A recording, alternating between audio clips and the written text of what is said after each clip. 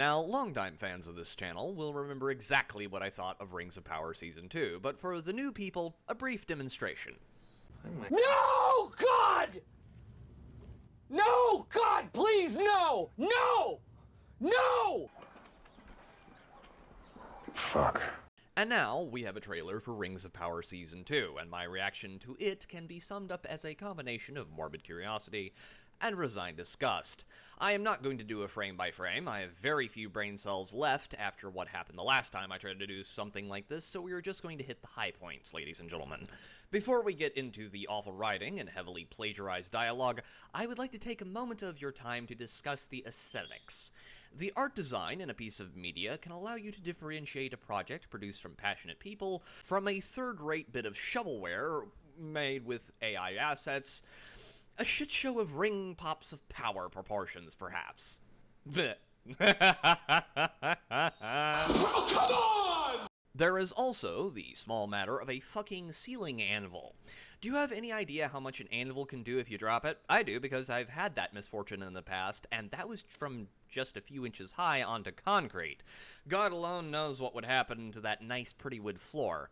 Now, this was done because the especially retarded might think that this looks cool, when all it really does is raise the question of how in the nine hells this got the budget that it has. And then we come to the Easterlings. This is not the first time I've said this, but damn Christopher Tolkien, we miss you.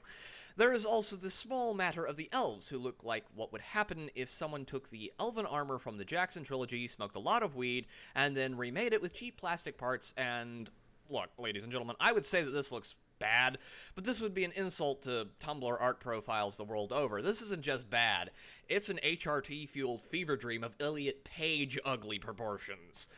And now that I have fully angered everyone on the right side of history TM, I will briefly touch upon the writing. After all, with a piece of prestige fantasy television, the writing carries the show on its cyclopean shoulders. Who is this man? He is no man.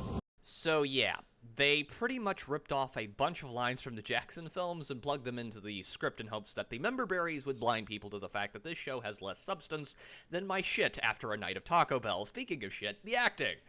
I'm not saying that it was bad, but in the hierarchy of shows I've had the displeasure of seeing lately, I would put it at the level of The Acolyte.